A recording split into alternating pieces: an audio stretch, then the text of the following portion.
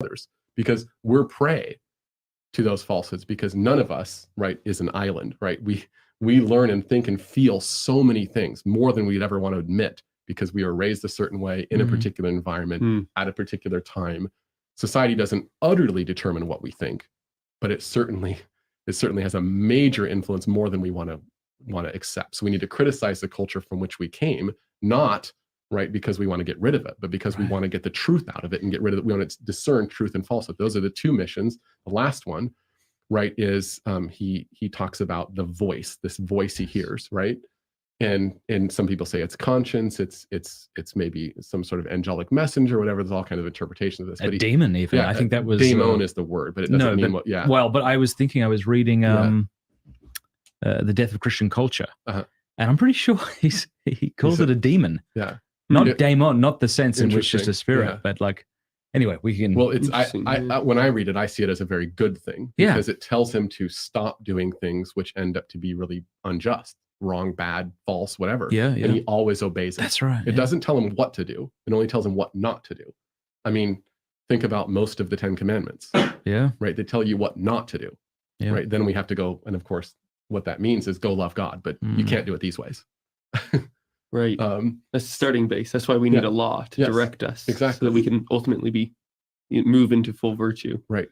And so to me, that element is he talks about the doing everything he can to care for the soul. So soul care, right? And this voice helps him care for his soul. So I think of it as philosophical therapy, right? We need philosophy to understand our struggles in life.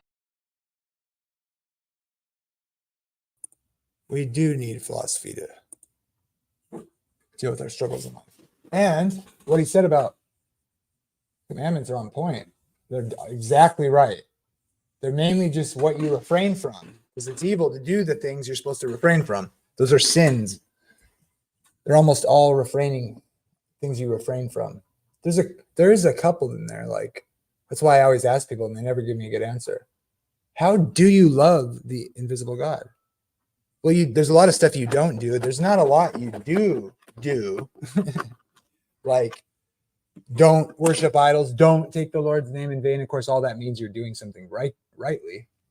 But there is something you can do positively commanded, and that is remember the Sabbath. Jesus is Lord of the Sabbath, and that's the seventh day.